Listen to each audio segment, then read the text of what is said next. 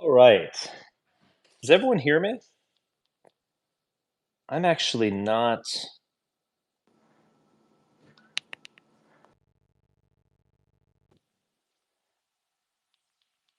All right. Can you give me a thumbs up if you hear me? Okay. It's all right. I'm getting lots of thumbs up. Thumbs up. You guys can ask to join. I need to get some work done tonight, so I won't do this for very long. So, unless you've been living under a rock for the last 3 hours, you have probably heard the revelations, accusations made by Stacy Williams. I think the original publication was in The Guardian. Stacy Williams is a former model. Um, I'm not sure I quite remember her from the 90s, but she seems to have had a somewhat successful career. And she tells a story on video in which she met Jeffrey Epstein, maybe one of the most notorious men of our time, at a party. I think she was discovered. She said she was discovered in a mall, and you know, she was from rural Pennsylvania, and she was rushed to New York City and Paris and all these places of high fashion and celebrity and wealth and all that jazz.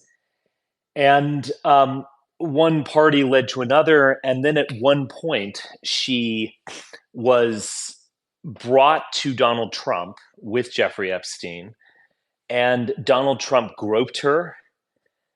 I think that is the right way of referring to it. I won't go into details. It was not rape, at least as that word is usually used. It was groping, humiliating, certainly inappropriate and uncalled for.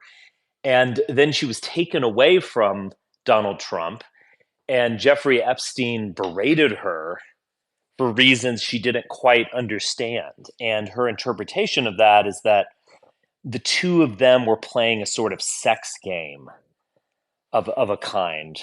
I don't even quite understand it, but it's almost like I mean, perhaps it is that she was his girl, that is Epstein's, and Trump, one upped him or something like that. Who knows? And she offers some evidence of a postcard sent to her and signed by Donald Trump. One thing that I did notice, a couple of things. First off, I watched her video, and I am, of course, not an investigator. I'm not a body language expert, and I think body language is a silly pseudoscience, although maybe it can offer some guidelines in terms of recognizing that someone's lying. But she seemed quite credible in the way that she narrated her story.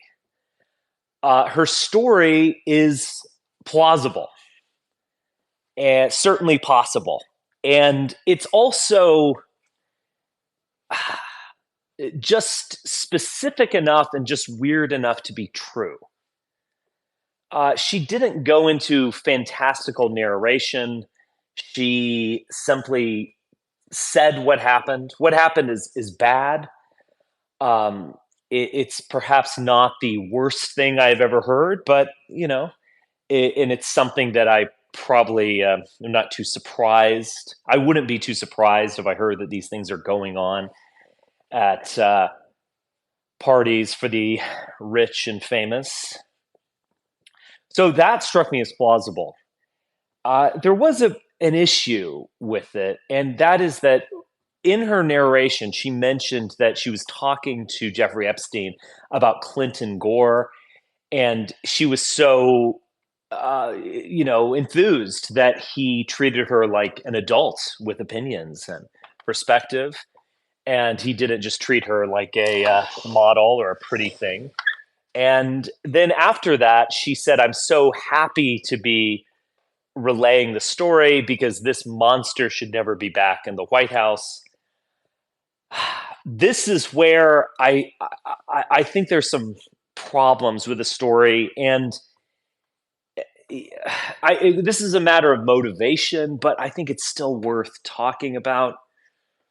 Um, a lot of bad things happen, and that isn't just a sort of magic ticket to change the election. It doesn't. It shouldn't work like that. And I don't need to really go into that anymore. I have some moral issues with the some of the other allegations. The idea that a total jerk who acted in an inappropriate manner, maybe even a criminal manner, but just was a total jerk. Let's put it at that. The fact that that happens to you isn't a golden ticket to get $100 million.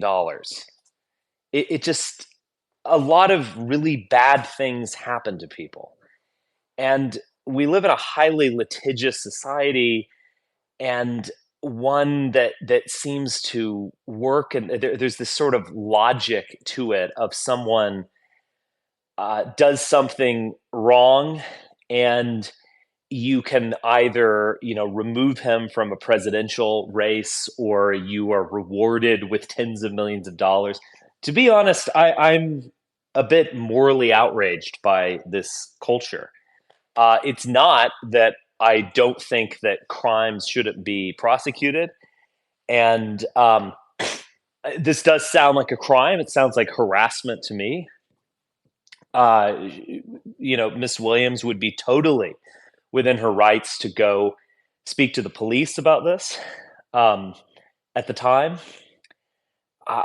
there just gets you just reach a point where someone is saying, "Here is the silver bullet that I've just fired that is going to change politics," or "Here is the golden ticket that I found in this chocolate bar, and now I get 100 million." I have to be honest, just speaking from a moral standpoint, I really don't like that kind of thing. Um, Now, if this story is true, and I'm granting that it strikes me as plausible. I didn't hear her narration and think, "Wow, this is a liar." I did think that this person's politically motivated, but I don't necessarily believe that she's lying outright. Now, this is the thing. Putting aside the harassment, um, the bombshell really isn't that Donald Trump did something like this. It is that he was more deeply connected to Jeffrey Epstein than we knew. He was friends with Jeffrey I Epstein. knew you were There's a gonna get. sort I of, knew you were gonna get there. That's the whole point of this, right? yeah. And so, again, there's a lot of, I've heard a lot of spinning going on in terms of Trump and Epstein. Trump has been photographed with Epstein. Trump and Ghislaine Maxwell with Melania. There is a video of the two of them palling around, pointing out hot chicks at a dance party. So there's some there. Um, Now, some people would spin that and say, "Oh, well, he learned the truth about Jeffrey Epstein, and then he kicked him out of Mar-a-Lago, and so on." Some would spin it, in a QAnon way and say, "Oh, well, Trump is this deep cover secret agent who's trying to take down the pedophile elite." I mean, it gets less and less plausible. But if this is true, then the connection between them, at least in the 90s, was tighter than we might have imagined. They were friends, they were rivals of a kind. And so you start to ask, what else is there?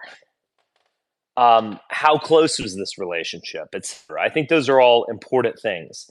Now, there's another question which I'll delve into briefly, which is, does it matter? Not is it moral or not? Is it factually true? Those are important questions. But does it matter in terms of the election? I would say no. And we this is a rerun of the pussy grabbing tape. Those accusations, insinuations about Epstein are already out there. Uh, I don't think this corroborates them, but it doesn't offer really new information that is groundbreaking. It's never been prosecuted as a crime. I think that people have fundamentally made up their mind about this matter, and even if it brings a little sneaking doubt into voters' minds, I think they can wash that away and just say, well, we don't know if this is true or not. People have been lying about Trump, et cetera, et cetera. And so I ultimately don't think it's going to matter a whole heck of a lot. So those are my thoughts. Yeah, so it's less impactful, Richard. You have to understand that the line that they used against Trump is he's a convicted sex offender. They already used that because he was convicted in civil Right. court. So that's where the bar spin. Well, he wasn't convicted. We should use, he's never been convicted of being a sex offender. He Well, was in civil court. They established that he did something that could be called rape. No, yes. 100%. But what I'm saying is that's where the goalposts are for the people that are skeptical of his behavior. So it's different than the pussy gate thing, because at that point they couldn't use that byline. They just would call him a pig and a cheater and these types of things, right? Allegations. So it's a different type of mentality. The bar has been already set there. So I don't think this has any impact on the election. Period. End of story. It literally means nothing. Because of this, where the bar's been set. But having said what you said earlier about the golden ticket, or some random things don't happen. Yeah, there's like something there with behavior that is borderline sometimes or devious that eventually you get caught with it because you're kind of walking the fence with consent and not consent. We all know these types of people. A lot of us know these types of people. I knew somebody that I knew behaved a weird way. He would do weird things in like the country club type of thing. And eventually he got caught and nobody believed him. And it came out that the entire time he was doing shitty things against women's, will. I get it. But those are different arguments. But I guess if you go to Lisa, but like as far as the election goes, I think it means absolutely nothing. It means literally as much as the Hitler thing. That's how much it means. It means nothing. Mm-hmm. I think the Hitler thing might even have more impact. Just to talk about that, first off, it's just a line that someone says. It's someone everyone here has said crazy stuff in anger, vehemence.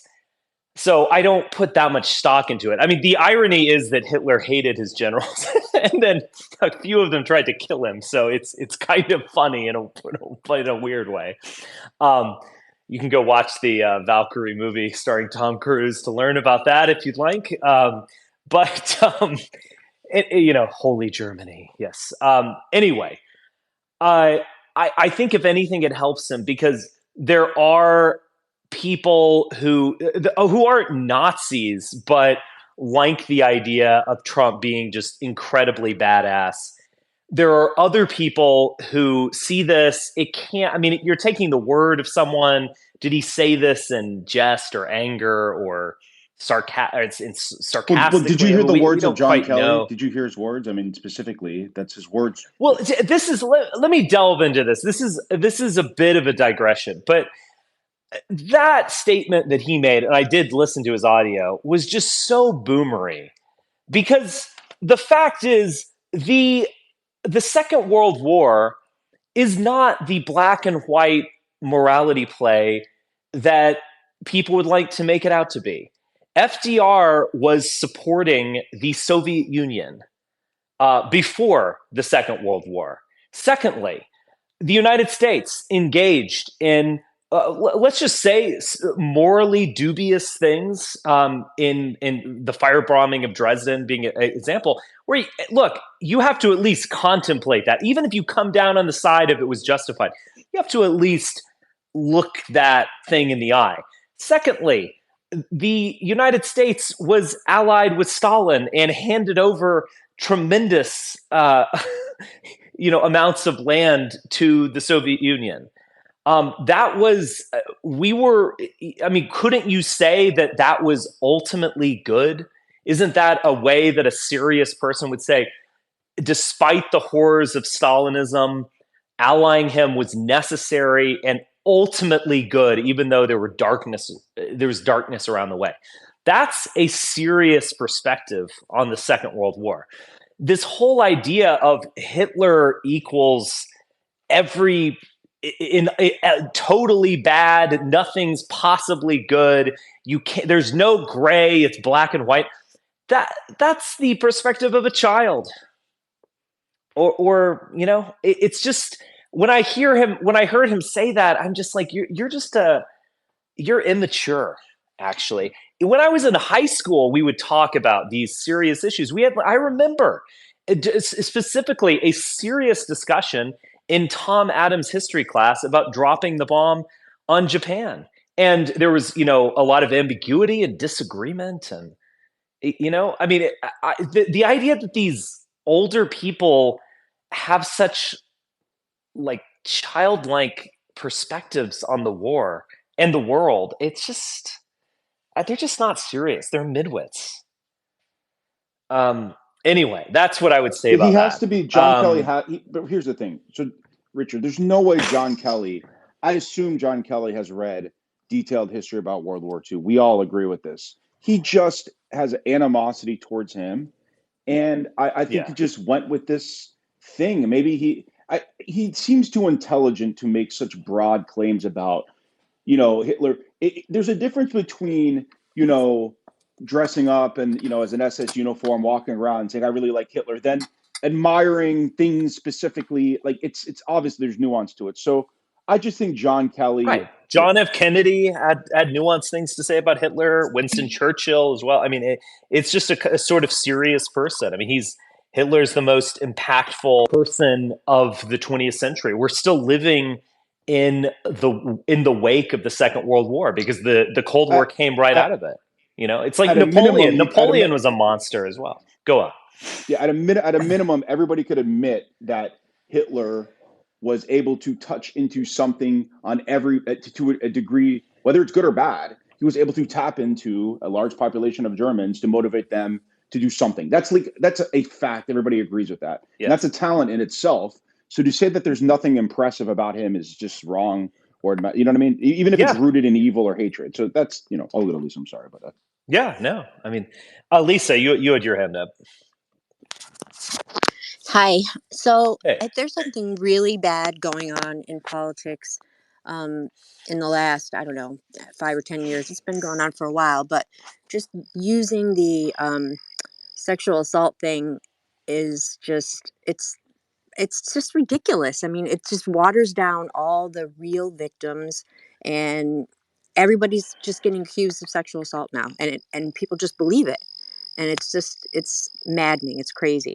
I think that if this girl, I'm sure that she's telling the truth to some extent, but I mean, there was a whole culture. I was in it. I lived in New York. I was in the modeling world.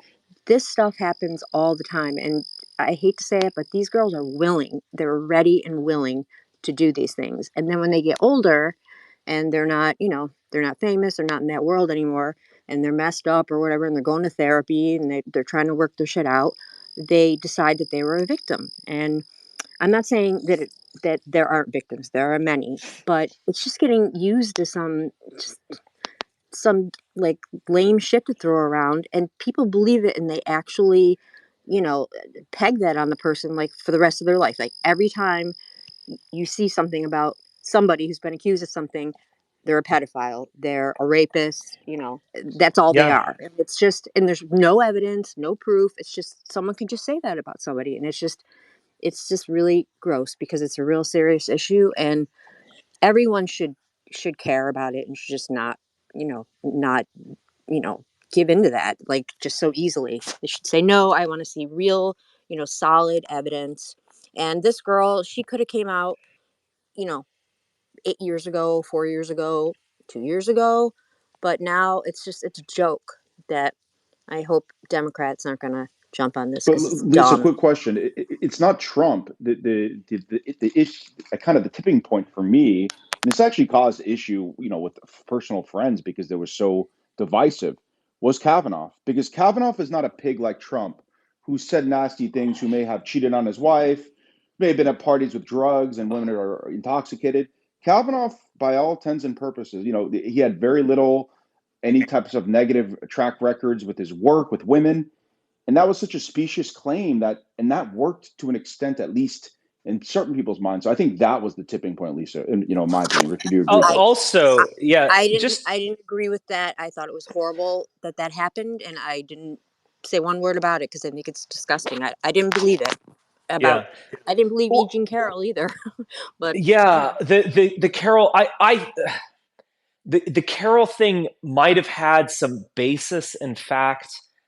A woman who is middle-aged actually mentioned this. She said when they retell these stories, they always leave out the pantyhose. Women were wearing panty. It brings some. It makes it a little bit dubious. Anyway, yeah, with the Kavanaugh thing, another thing about that is that it if you're growing up Gen X, as Kavanaugh did, a lot of that behavior was lionized, and there were comedic movies like Revenge of the Nerds, or I think Animal House might have had something like. I haven't seen Animal House in like 20 years, but Yeah, the Animal House had that scene of the devil and the angel. Should I essentially rape her or not? It right, was like, yeah, it yeah, was, and it was a funny movie. It wasn't just like it was right. comedy. And so we look back on that now and maybe cringe a little bit, and there is something bad about it. There's also something madcap about it. But that type of behavior was being encouraged. So to looking back at history and to just condemn personal behavior from 3 decades ago, I think is also deeply unfair, and it's just wrong. I mean, again, I don't know what exactly happened. Is there some plausibility to the story? Yes. Is it maybe, did she pass out drunk and then get felt up by a bunch of 16-year-old idiots? That strikes me as very plausible, sadly. That's not good, but to fast forward to when this man's in his 50s and to condemn him, it just is not serious, and it's not fair. um you know I don't know what to say. Yeah, uh your girl. By the way, yeah. your girl built her political career off that, Richard. Kamala, well, oh, come on, that's a bit much. It was an easy one to take. I'm sorry, I got it. Said it. I just She whatever. was Sorry, go ahead. ambitious. She was, I just heard prodigal and whatever argue. I'm like enough with this. Whatever. Sorry, go ahead. I just Trump, whatever. yeah. I mean, I remember, and I'll lay off this topic, but I just remember this so well. This was back when BuzzFeed was still a thing. Remember, there was this BuzzFeed article where they were talking about, like, super sexy stories, like, these are no, that really happened and all this kind of stuff.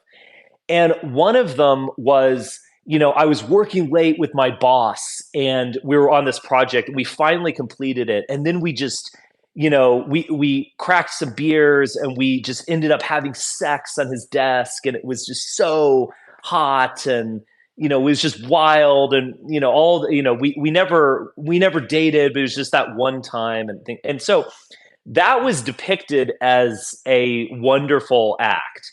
That woman could, like, a month later, after writing that anonymous blog, could accuse her boss of misconduct, rape, destroy his career.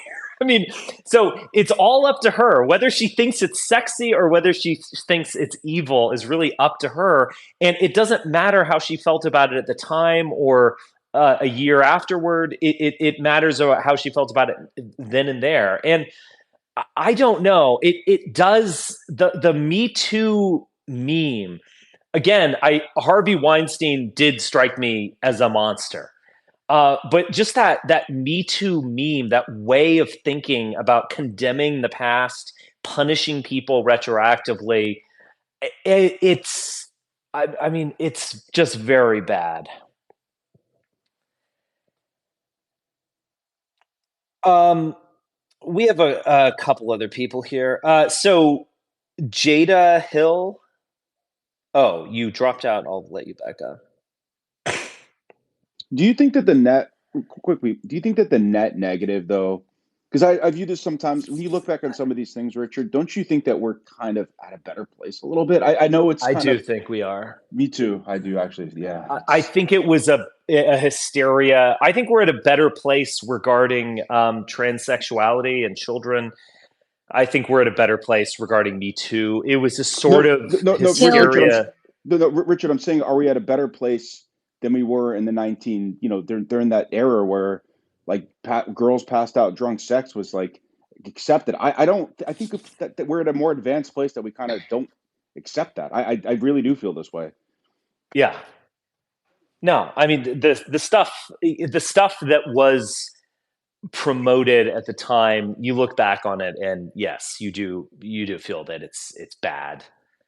It's not that we're in different times. It's the simple fact that we're still going through the same thing now, but they're trying to digress everything that we're going through. Mm-hmm. That's what I take from it. And we're not even speaking about the children's and the stuff that actually matters. Like, okay, adults being raped and taken advantage of. That's something that gets talked about on the daily. But the main focus here is the kids in every situation. With Diddy, with the Abercrombie and Fitch dude that just got arrested. Everything has to do with some sort of child, some sort of kid. They like kids. They want young bodies. Why is that? What's the purpose in that? How is that going to help anybody by taking advantage of kids? Like, what are we getting from that? Well, what are they getting from it? Is your question? Yes, what are they getting? Yeah, I think it's that breaking of the ultimate taboo. This I can do anything. I have total power over someone who can't resist, who doesn't even fully understand what's going on. And I think people get off on that. I think it's really as simple as that. Yep, it's just a lot of the things now. It's like you would think would be very important to be taken care of, like kids getting raped and kids going missing from Disneyland. 2,000 kids a year. You would think they'll try to, do everything possible in their power to avoid these type of situations, but yet we have people in higher power 2,000 kids that in is contributing Disneyland to it. 2,000 kids a year in Disneyland goes missing. Oh man. Yep. Well, all from a tunnel and all from the higher ups coming to get these kids. What are they doing with all these kids? That sounds like a very high number. Goes missing. 2,000 kids are unaccounted for. It does, but just imagine how many kids actually go to Disneyland a year. Way more than 50,000. Millions. Yeah. Right. Is that the number of the kids that get picked up because the parents would have the leash on them and then they get found at the end of the day? No, we're talking about kids that are actually missing, that have not been found, that are probably still missing till today. That still seems high. I mean, that seems very high. I mean, that would be like dozens every day would go missing. It would be a news story every day of the year. That's what it would be. Yeah, with respect, which is possible though. Which is possible though, because we don't hear about the kids that go missing on the daily. So. With respect, I mean, I tend to be more open to stories about child sex trafficking, that sort of thing. But like, if 2,000 kids a year were going missing at Disneyland, I feel like that would be a big story. Yeah, she's capping. Hold on, is that breaking up for everyone?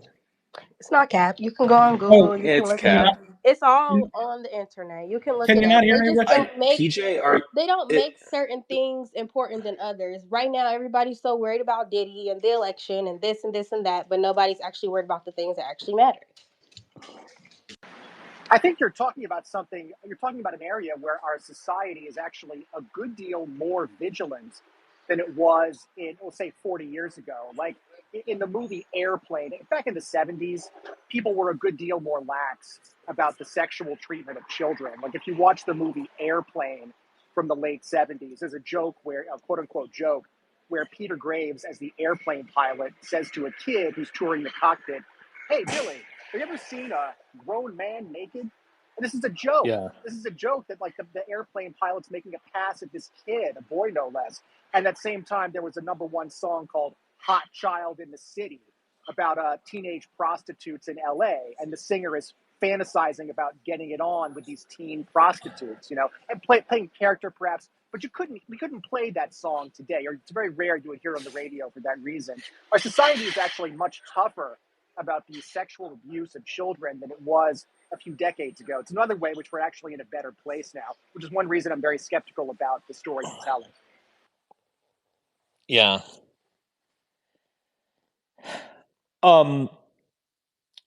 Nathan, did you wanted to talk? I'll just go down the line here.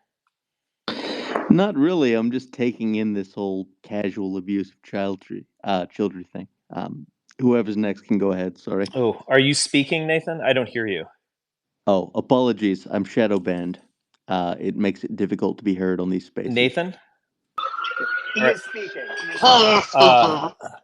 Well, I can't hear him, so I'm gonna drop him down. You can come back up if you'd like. Crime pills?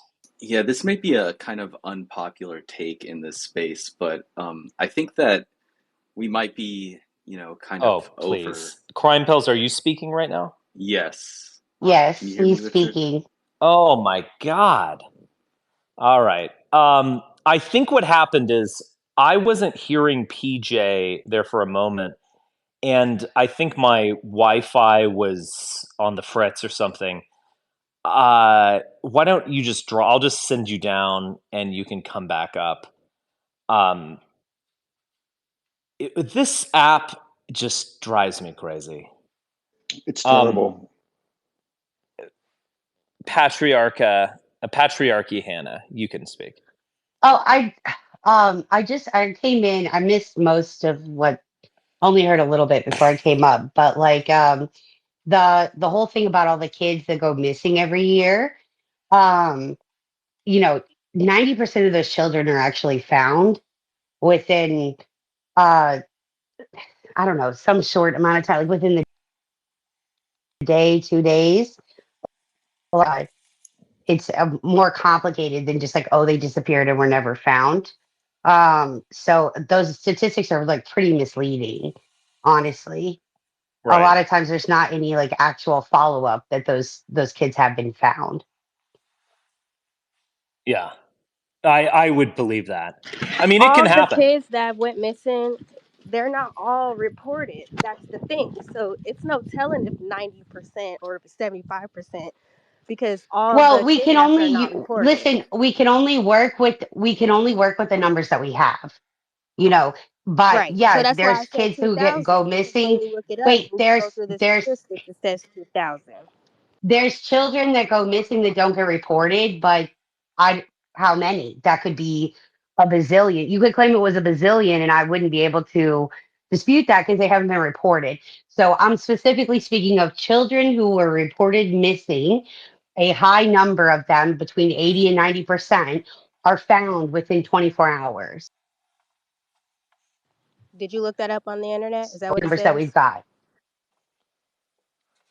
I just know that is the number. It's just not a serious number because there would be such a national outrage about Disney and nobody would bring their kids to Disney World. I'm sorry. It's just not true that there's this many If I kids could missing just jump in real quick, because the number is derived from amusement parks, so it's not specifically Disney. Amusement parks across the country. And something that people should, try and wrap their brains around is a lot of sex trafficking is done by the parents to their children. So that's something that, people don't want to come to terms with very easily. The bulk of child sex trafficking is actually done by parents or close family members. It could also be, Richard, it could literally be a situation where you go to a theme park in your divorce situation and the spouse takes the kid and it's not necessarily always sex trafficking. Missing kids' numbers and then immediately relating it to sex trafficking is a bit of a leap, but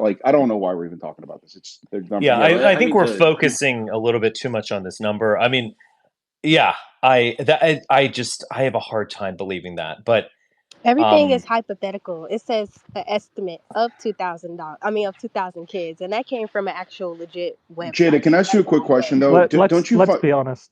Jada's implying with the fact that they're not all reported that there's a bunch of black kids who are disappearing and no one cares. Whoever said black? Who said black? Okay, but exactly, they were the victims. Hold on. Jada, who said black kids though? I said kids in general. I hate to jump in because I feel like this is denigrating a little bit, but the 2,000 number is pulled from the National Center for Missing and Exploited Children.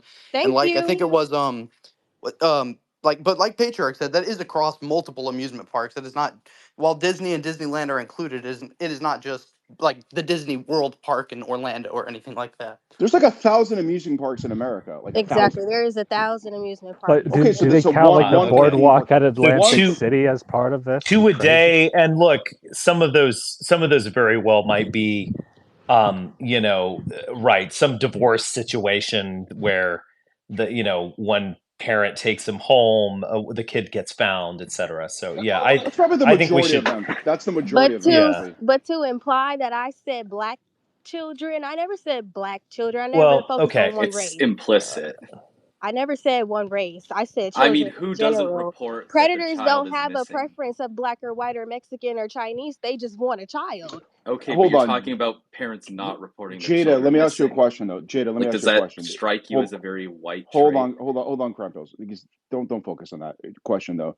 Do you think in the R. Kelly situation, where in the community it was spoken about and accepted by what was going on, who's culpable of that? Don't you think that this is kind of self-policing within the community? Because you said we're not focusing on this, but this is unique to the black community in this sense that it's just the opportunity, there wasn't policing. So isn't that something to reflect on a little bit? Everybody knew about R. No. Kelly. Okay. No, because I never focused on the black community, the African American community, no person of color. I just said children in general, so I'm not really sure. I'm talking about just the R. Kelly situation. Black children. Okay, never mind. Do you believe it is mostly black children? All right, let's do it. Jada, do you want to answer that? I didn't hear what he said. Do you believe that it is mostly black children who are either being kidnapped or are not being reported but going missing? The ones that are not reported, I believe that is mostly a person of color, not black, but not specifically black or anything like that. Person of color, which means Mexican, Filipinos. You know what I'm saying? Anybody that's a person of color that has. What about Armenians? Do you include them? Considered dark. That's what I'm saying. But the ones that are majority reported are reported. I can't say what races they are, but I know for a fact the ones that are not reported all the time, or the ones that are not investigated, are people of color, children of color, not black specifically, but black, Mexican, etc. Okay, but not reported and not investigated are not the same thing. Right. But we're talking about in general at the end of the day. So whether it's not reported or not investigated, that's really... No, it actually makes a huge difference, though, because not reported means that the adult responsible for you never told anyone that you were missing. Not investigated means that the people who should be looking for you didn't do what they should have done. Right. Those are two very different things. Fool me and shit. Stop. Okay. Let's just not dwell on this matter. I mean, I was mostly talking about the subject at hand. Which Can we go back to Hitler, Richard? Let's go back to Hitler. Ooh, Hitler. So let's talk about the numbers. So I'm kidding. I have my calculator right now. We could get into them. All right, man. Okay. did someone else have like a question? Or I said Hitler Trump. Hitler Trump. If you want to talk about that, if anybody wants to talk about that, that's interesting. If somebody wants to talk about that, right or no? Because you said that it's. Well, Richard, you could reflect on this, right? So We're Laura gonna talk Loomer today. about Trump and Hitler together. We're going back to race. I hate to say it. Jada, 1 second. So Laura Loomer has taken your spot in 2016 today. That she was saying, "I'm voting for Hitler." Like, did you see that? She said, "I'm voting for Hitler." Yes, she said she made voting a poll for Hitler. that said, "Are you voting for Hitler?" Too, like 24,000 people voted in it. Richard, that's just such a Laura Loomer thing to do. And she's hugging Hitler. So she had a picture of her hugging Trump, and she says, "I am hugging Hitler." So I was making a joke, but I'm not really. She is. I know. Well, there are these there are the Trump-Epstein photos, but they're the Laura Loomer photos of getting a selfie with Richard Spencer or drinking champagne with Nick Fuentes. So she, I have a I don't know. question for you She guys appears to have a about type. Trump. Yes.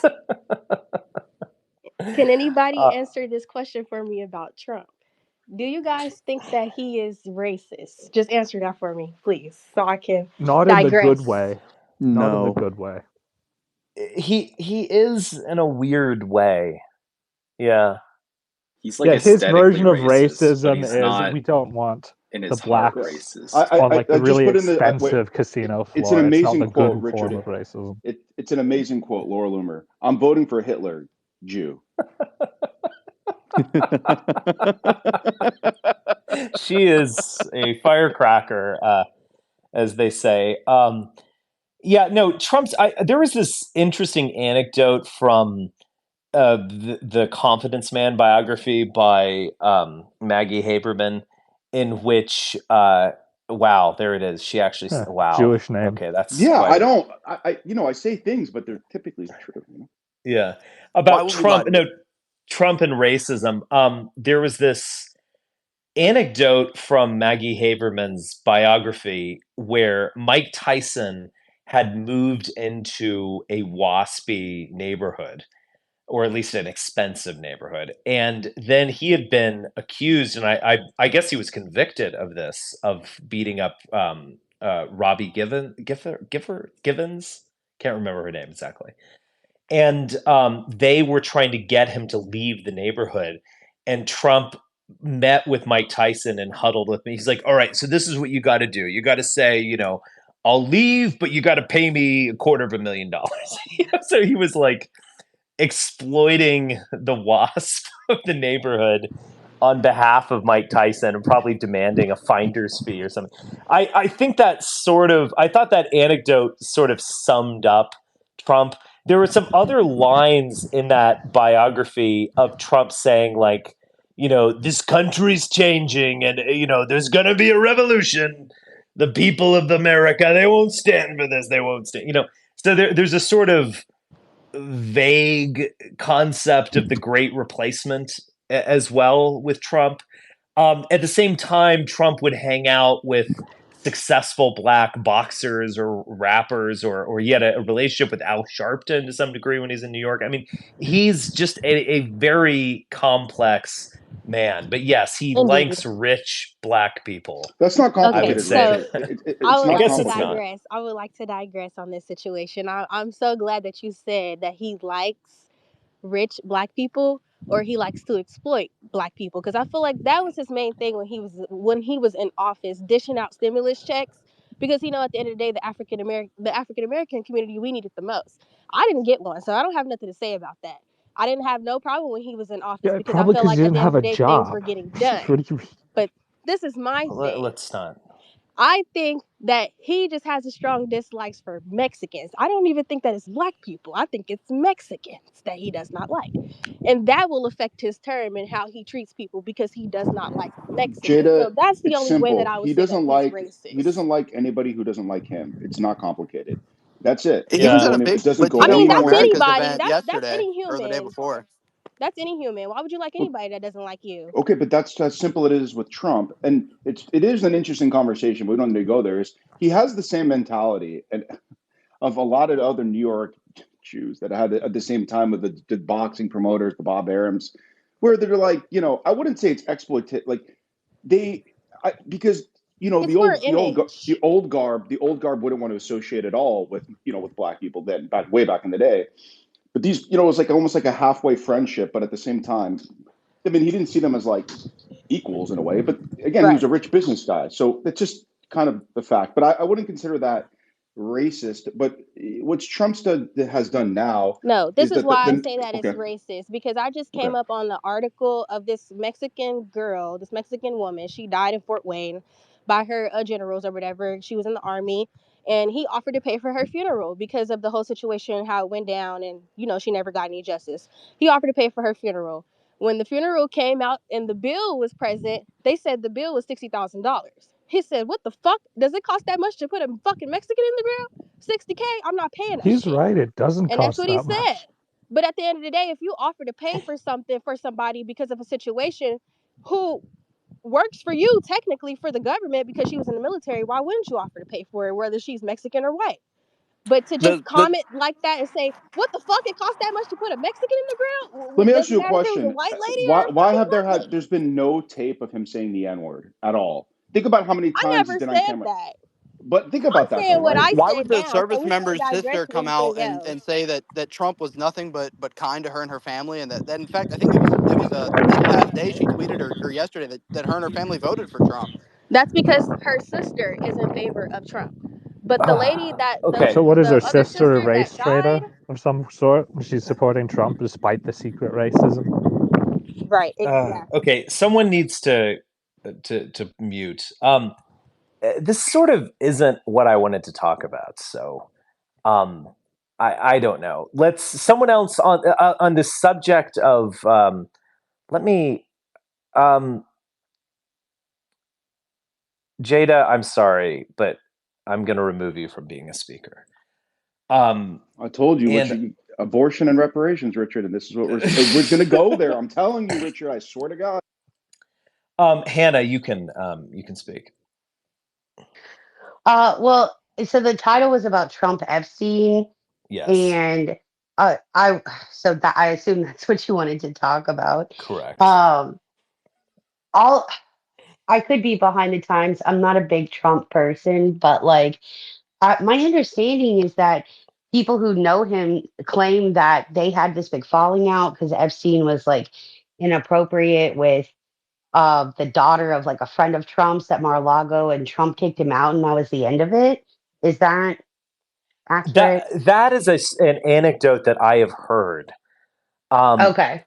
Now, again, obviously during the 90s, there was a connection between Trump and Epstein. So I think we should remember that anecdote in light of this is a fact. I mean, the videotape of people palling around, that demonstrates some sort of knowledge of one another, friendship, etc. Sure. Yeah. I think they definitely knew each other and hung out. Yeah. But Epstein was like kind of again, this is my understanding, that he kind of just showed up on the New York like high society scene and was like just there all of a sudden, right? Yes. And just palled around with like a bunch of people.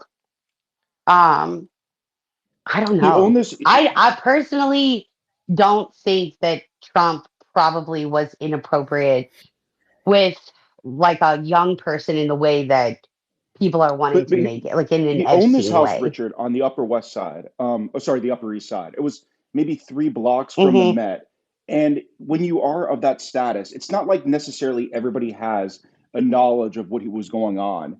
So, like, there's a hard understanding of this in a sense. But Richard, so are you saying that somehow he's more compromised? This is where the conversation could go, I guess, if you really want to get into it, by the Israelis or something, whatever it is. I mean, this is kind of insinuated a little bit because, right, there's something on him. Right. I mean, what was Epstein ultimately up to? What was he simply a pervert, or is this a spy ring in which he was either blackmailing or forcing people to do things because he had the goods on them? He has a videotape of them in some extremely compromising scenario, or even committing a crime, like having sex with a teenager, or even worse.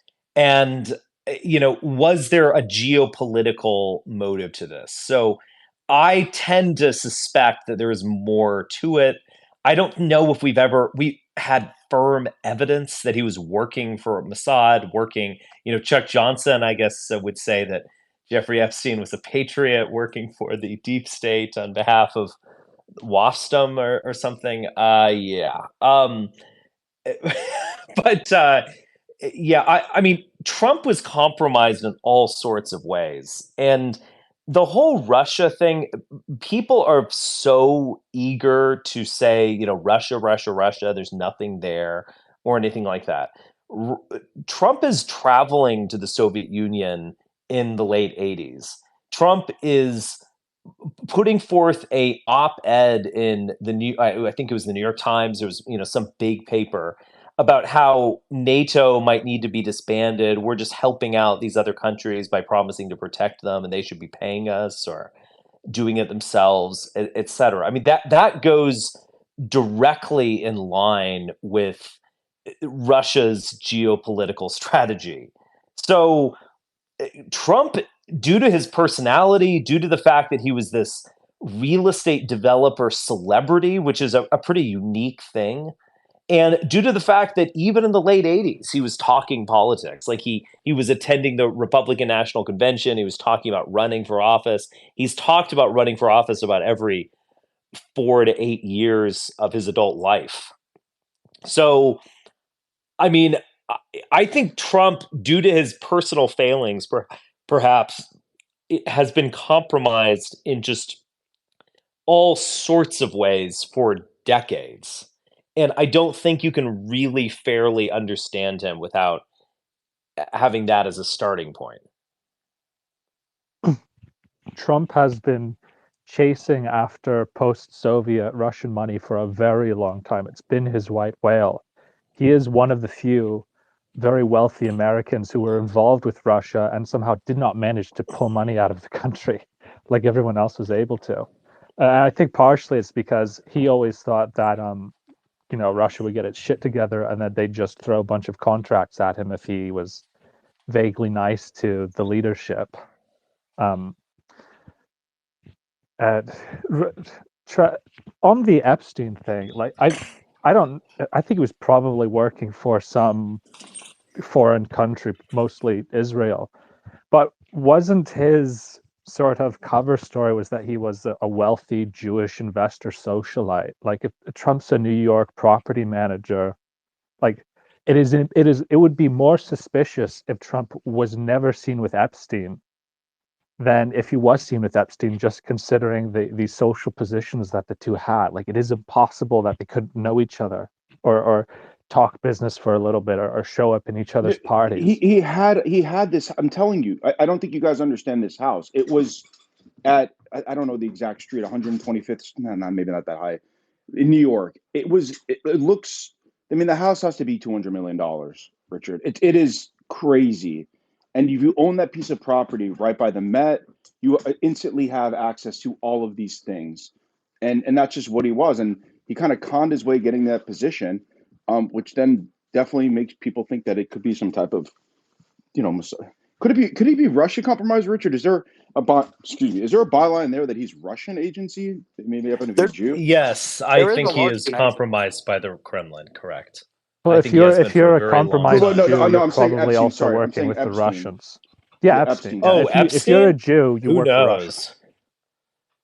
There were a lot of Jews that in the fall of the Soviet Union came to Israel. So I mean the idea that some of those mobbed up individuals could have brought those tactics to him. I mean that's he didn't come to Israel. Unfounded. He went to America. To be fair, he was no. I'm describing the Soviet Jews leaving Russia in the fallout in the 90s and going to Israel, and that connection. Those individuals and many of them came back when Putin had his little coup d'état and he wound up cleansing a lot of the opposition from the oligarchy. He replaced them with Jews from Israel who had family in the Soviet Union and who were willing to come back to the country as long as there's a place for them in a liberal Russia with loose economic regulations.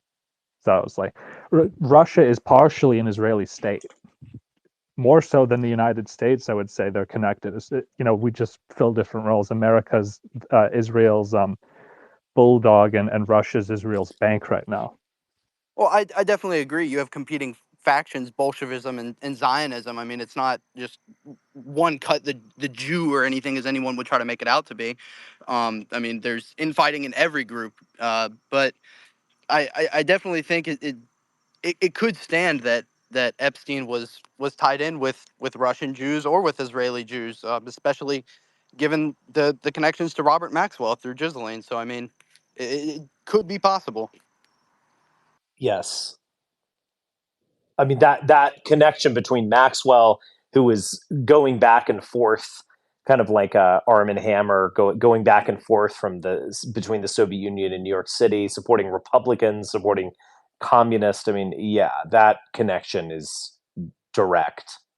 This is very hard to deny that it was. I mean, who knows? She's apparently writing now in prison, so I guess we'll find out, right? Yeah. For how long? Yeah, right. Is there anything? Do you have any thoughts on Tim Walz and China or anything like that? I mean, I haven't looked up that. People say it. I haven't really researched it per se, but I just know that's a talking point that Republicans use. I know he visited China with students. I don't think that's. I have to say the dozens of visits to China is a bit odd. Although I think it could be explained. But what is that word for the guy who's obsessed with anime, like a weeboo or weeboo? If you're obsessed with Asian women, you have yellow fever. You may have. He's like a weeboo for China, and I mean that could explain a lot of it. I mean, he's had a miraculous meteoric career for someone who, is a decent politician, but not particularly special, I would say. I mean, he seems to be maybe extremely lucky. Is there something else going on there? I mean, we're speculating. I don't know. Is he a Chinese agent, deeply compromised? I mean, I'm not sure. I would need stronger evidence. He to does that. smile. He does smile like an anime character. He does smell like dumplings. You know what I mean? I think you suspect. Yeah. Well, I mean, China is one of the playgrounds for cultural aesthetes post the 80s. So a lot of people who are very aesthetically in tune go there. They sip the tea. They get go to a hot spring. They get a handy. This is what they do. So I think somebody said for the CCP. Hold on, for the CCP, Tim Walz hosted members of the CCP and Chinese foreign classes to American classes at the school he worked at. They were tied to an organization that was a spying group for the CCP. So there's like a little more connections.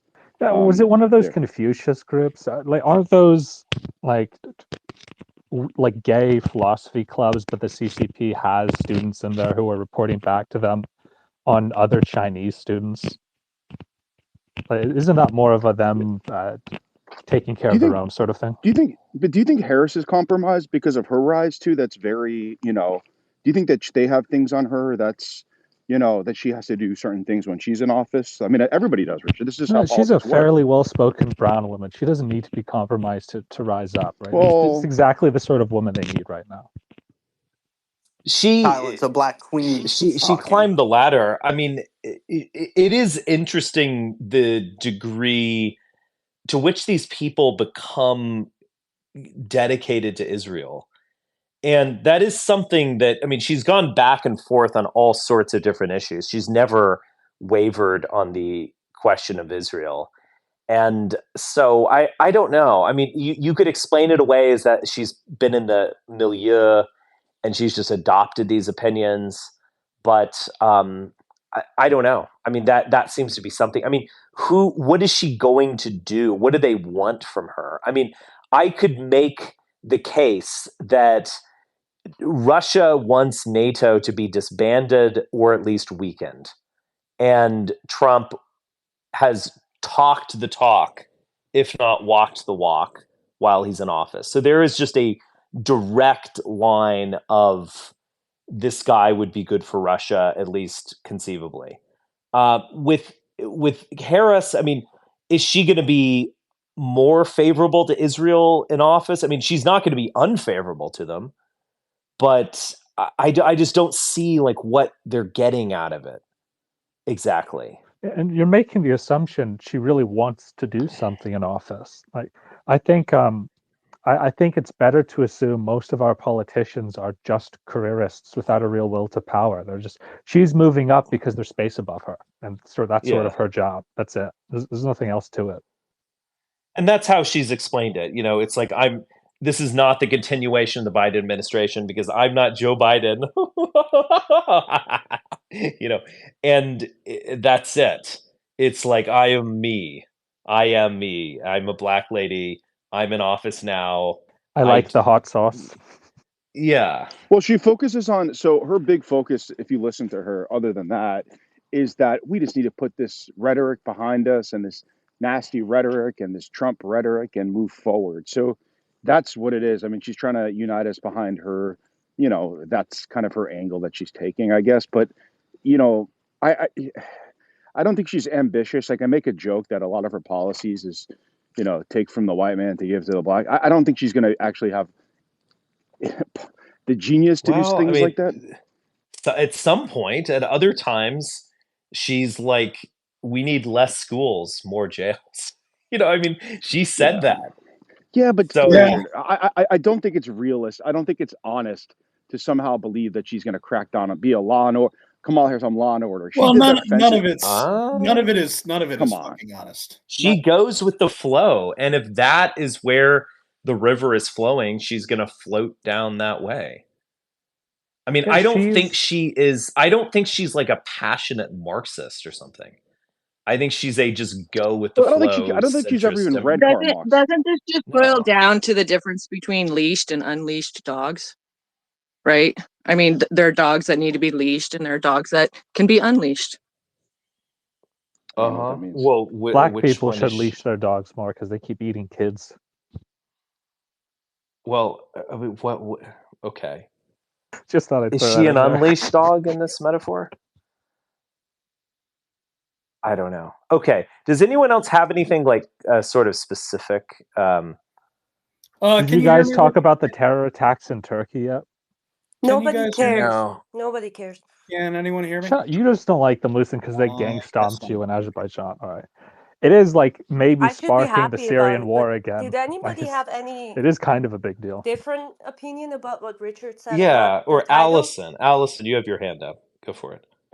Well, yeah, I just wanted to know what you thought about. I don't know what kind of like source you would take this as, but George Santos is on here saying that something's about like some shit is about to hit the fan about Kamala tomorrow. Her whole campaign's about to get sunk. I don't know if you had any comment about that. Isn't he about to go to jail? I would consider the source on that one. It might be true, although it might be one of these bombshells that doesn't go off, sort of like this one. I think this one's interesting and it's worth delving into, but I don't think this bomb just went off.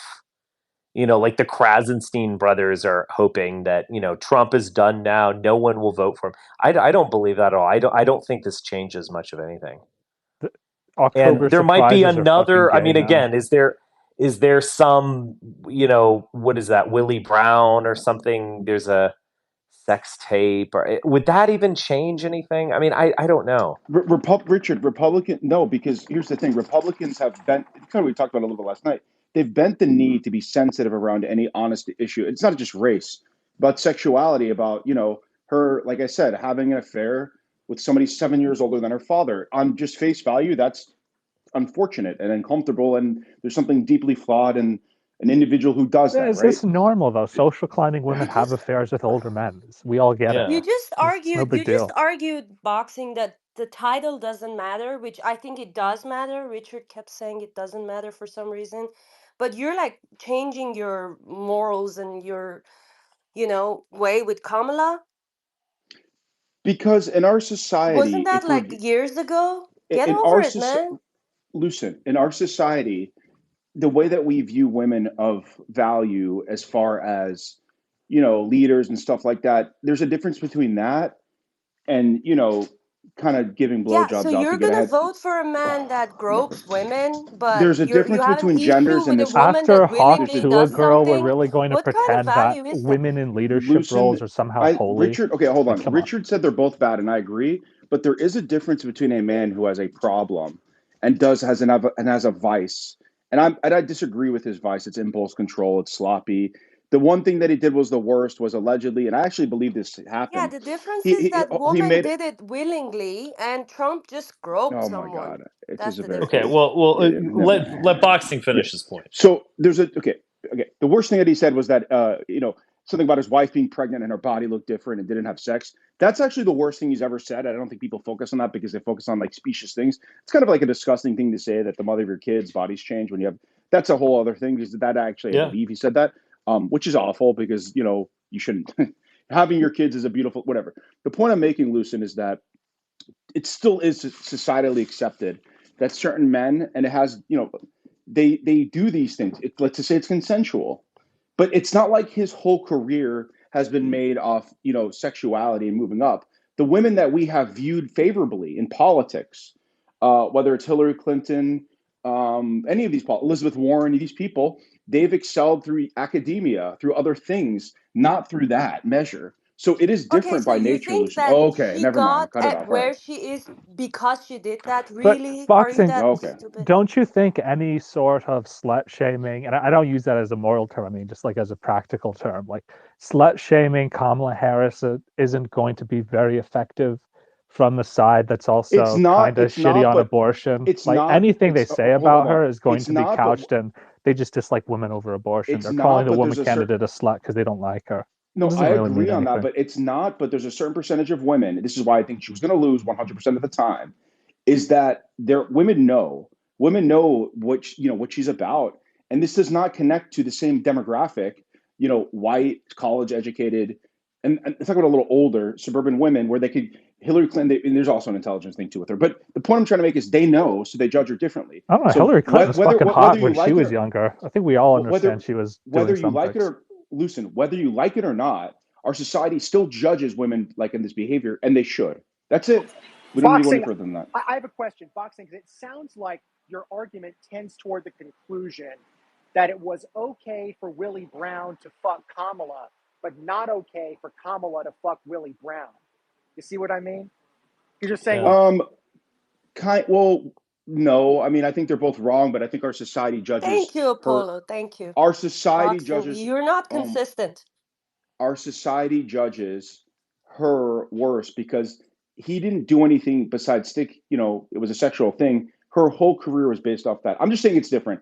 Again, I know they're both immoral, and I Boxing, don't why do more. you say her whole career was based on that? Like, what Because he's a did you bring that moron. up for? She fucked Willy Brandt, and that was it. Like, there's That's tons everything. of women out there that are honestly more attractive than Kamala Harris and probably give better head, but they're not in the position that Kamala Harris is in.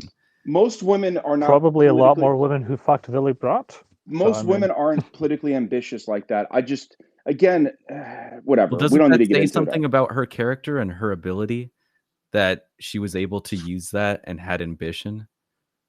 Yeah. Yeah, like we remember Cleopatra quite fondly, all things considered. But in modern history, in modern political history, every single female politician that has been recognized in a positive way, zero of them have had that occur. And no, this is ridiculous, Boxing. No, In it's not. 2016, there were tons of criticisms of Hillary Clinton that the only reason she's up there was because she slept with Bill Clinton and all of that. And you're going to deal with it. Okay. This is a criticism of every female politician. This isn't like some unique No, it's not. I just think this is silly opinions from your Abrahamic view on sex that you need to get over. Our society does have an Abrahamic view of sex, whether you like it or not. Okay. And we're going to change that too.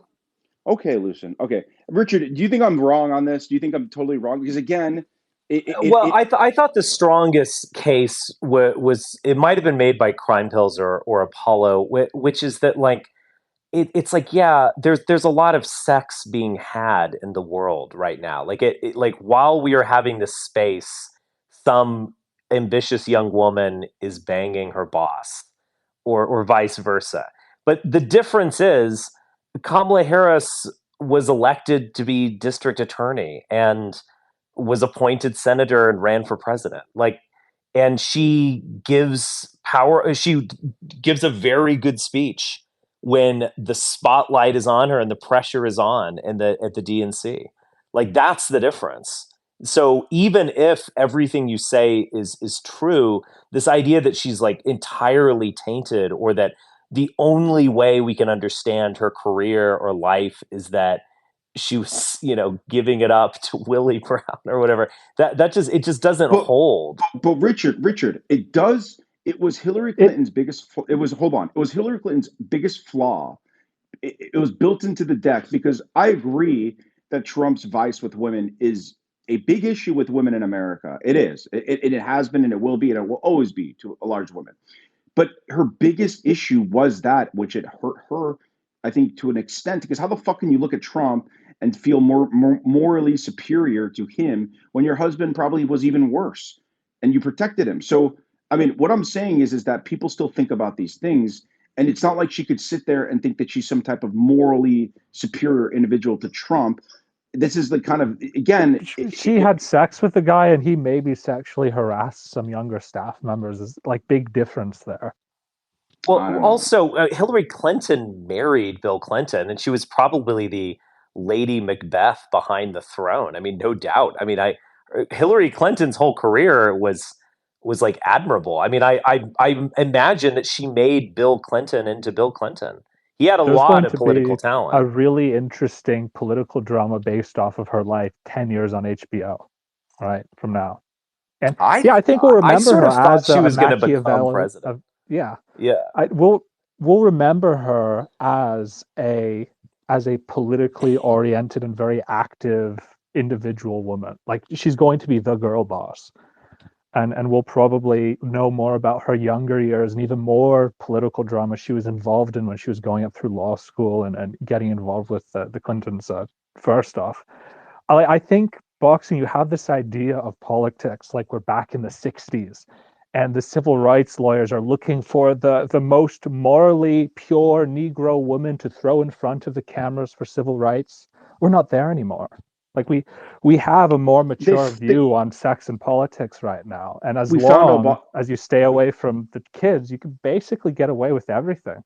We found Obama. I mean, they found Obama. He was as pure as I mean, Joe Biden said it the best. He was very clean cut, and he didn't really have a past. It was hidden. It was a bit clean and articulate black man running for president. That's the quote. Well, I get it, which is why I think that at the end of the day, Obama always held a grudge against that statement.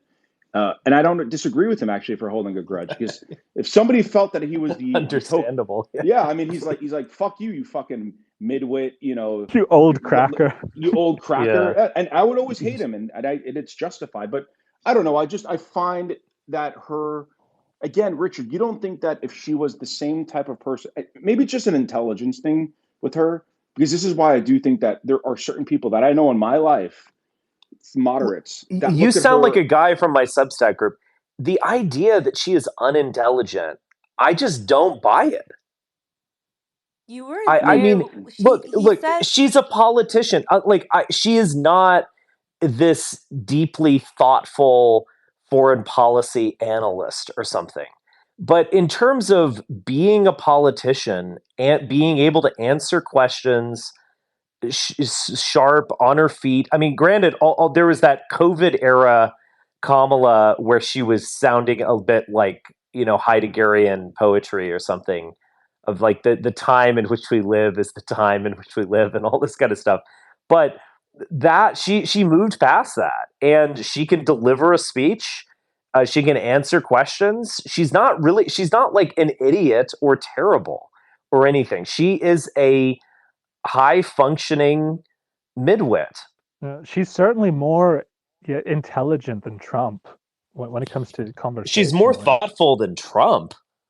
Yeah, I mean, like she's not just. I'm using thoughtful is something different than intelligence. There are a lot of shallow people. She has like social poise. She can communicate with people in a way that's and also workable. She's kind of warm. Did you see that moment where a guy said like, Kamala, will you marry me or something? And I think a shrill feminist bitch would have been like calling the police or something. And she actually laughed it off. She was like, oh, that's like, I'm happily married, but there are a lot of women here or men, whatever you're up to, whatever you're into. She laughed it off in a rather warm way. Like, I think she's a human being. She's not just some idiotic robot or so. I just don't buy this notion that she's an idiot. Richard, If she was something. dumb, She's just she not. would have her IQ remained is in the she would 104. have remained in California. She was Boxing, do you dumb. want to bring that up?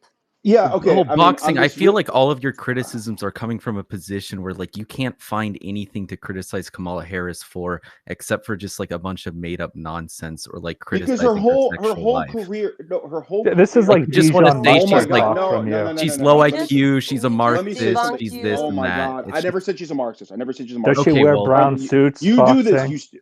Okay. All right, and we can move on because I do want to. We can talk Why about something don't else you before. talk to Richard about your opinion of saying, oh, she can't be higher than 104? 104? I Come said on. between 104 and She 110, but I don't passed need the to get into it. bar. She went to the 125th She law school. It took passed her the 3 bar. times to She passed pass the the bar. bar. 3 times. Hold on. Boxing. She has an IQ of 120. I don't think so. Yeah, she couldn't pass the bar originally because she actually has like high IQ autistic energy. It doesn't matter. Who cares? Enough. I don't want to get into the minutia anymore. Why don't you bring that up? Because that's what you argued over that for like 4 hours, saying she can't be more than 104. That's not what I argued for 4 hours, and it doesn't matter. The point I'm trying to make is that it's hard to pin her down on anything because she's the most flip-floppy candidate I've ever seen in my life. That's a good thing. She's gonna be what It's a she good needs thing. to be. She's gonna be what she needs to be. She's not Okay. a man baby like Trump. I actually agree with Lucian. She is not of course Lucian I do. Now that's her name, very Victorian.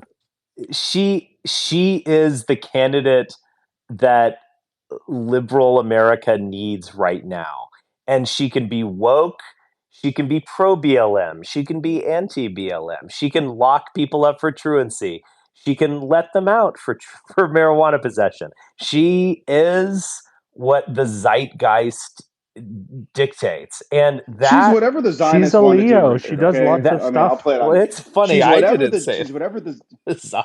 I'm just saying it's like you're using this because that's you think a sort of intelligence. She has antennae, and they're up, and she knows where the zeitgeist is at this very moment, and she adheres to it. That in itself is a sort of intelligence. Like, there are a lot of dumb old people who sort of are living in the 1950s. And I guess it's sort of quaint on some level, but it's actually a sign of being out of it and not. Richard, you think dumb. that she's a sole like she's in charge of everything that she does. You don't think that she has a team around her that puts this information into her. Okay, so politicians have teams. Do you think Trump doesn't have some team around him? She seems to have picked a better team than Trump did at the moment. Very scary that he doesn't listen to people around him, and the people around him are it doesn't morons. Okay, I get it. Like her team manages to keep her intelligent, relevant, and stay out of trouble, while Trump's team is a train wreck. That probably speaks to something of their character. Okay, so I'm the only person that wants Trump to win that actually thinks it's bad that he goes on Joe Rogan. That said, I'm voting Hitler Jew. What the fuck is that? Well, Boxing's just voting Hitler. Like, he read Laura Loomer's tweet, and he's going to do a write-in for Hitler.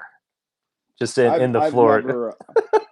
I've never espoused any thought from her as far as political decisions. I will say that. But I will say that. God, Lucian, you fucking just. Why? Because I brought up a point that everybody added on, and then you lost the argument. Sorry. No, you destroyed a thing. Okay, Trump's going to win the election. I don't know what else I was going to say. I think Trump is going to win the. That is my prediction, and I'm sticking to it. But I'm also fair. Sorry. Hold on, Joe Rogan. Sorry, hold on. Richard, I said I'm the only person that wants Trump to win that said that going on Joe Rogan was a bad idea. Yeah. That's what I said. because he shouldn't be speaking for 4 hours or 3 hours anymore. Do some rallies. You're up in the polls. You have this in the bag. Just clean it up and be done. Everybody else was like, yeah, it's awesome. You just, at this point now, you're up in the polls. Be clean, say decent things.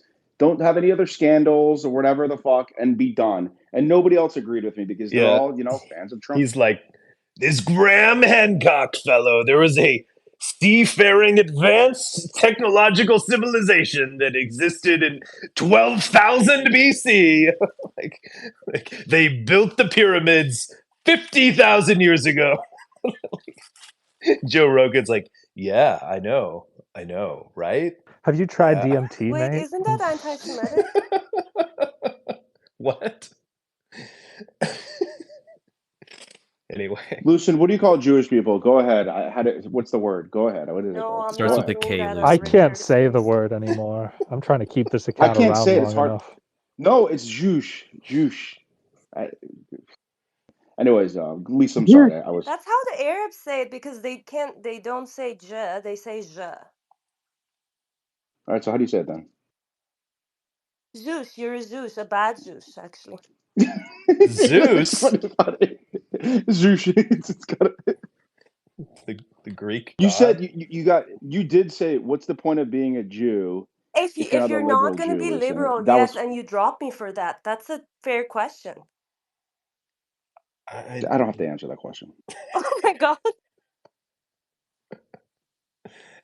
Because I just, I don't know. I think boxing, you just get flustered by like mid-wit, slightly above average attractiveness women. And that's why Kamala Harris is getting you, and that's why Lucien always gets you. You just don't know how to deal with them. No, Thank you for the backhanded compliment. Lucien has an intense. Well, thanks. No, it's because Lucien, if you know the truth is that you often say interesting things that are good. So then when you say things, I actually listen to them. So then I listen to them, and then my mind goes to that thought, and then sometimes it goes nowhere, and I'm like, why did I actually listen to you? So that's what it is. If you were retarded, I would just ignore it or try to muscle through my thoughts. So it's kind of a compliment in a way. So be happy, Yeah, you just want to keep her in your back pocket, just in case you bump into each other at an RNC rally. Oh God. Does anyone else have like an insight that has not been voiced here? Can you make the position that this thing does matter, since you can argue both sides? Well, okay, this is the position that it does matter, that this is the straw that broke the camel's back, and it fully connects Trump with Jeffrey Epstein. He needs to win suburbanites and suburban women. He can't just totally abandon those people in favor of black males or whatever they're thinking. And these suburban women, this is just too much for him. And so he's going to lose North Carolina, Georgia. There's a huge suburbs in Georgia with a bunch of church-going, uppity, educated females, and they just hate this. And this is going to be the just that little thing, that 2% drop that keeps them from the presidency. There's the argument. Sounds pretty bad. Inshallah, Richard. Yeah, I just and the Hitler thing is a nothing. So I mean, there's going to be no bombshell. Okay, there's no bombshell, Richard. That's kind of gets to my point, I guess. There's no bombshell. I've never seen a media use it as much ammunition already that they have to go back to you in Charlottesville. I mean, you're still being brought up. Yeah. Congratulations. So they still have to go back to that. The J6 thing, that's something they go back to a lot, which, there's nothing that they could really drop. If there was any more information than a postcard, if there's a video, I mean, your argument is if there was a video that people that they want him to be president. But you said a long time ago that, the deep state or whatever it is, you think that it's more on his side, or I think things changed on October 7th, and the deep state, for a variety of reasons, but the deep state knows that he is full, or I would say this, a component of the deep state thinks that Trump is 100% reliable on Middle East questions, and that they actually want him in there. Now, Kamala is, of course, a Zionist herself, but she's going to placate the kids at the university. She's going to placate anti-Zionist forces in the State Department to the extent that they exist. And so maybe at this moment we need Trump. Also, Trump does act as a sort of a steam valve to let off right-wing energy and contain it. I mean, Steve Bannon says this, and he's correct. I mean, Trump is more moderate than his supporters.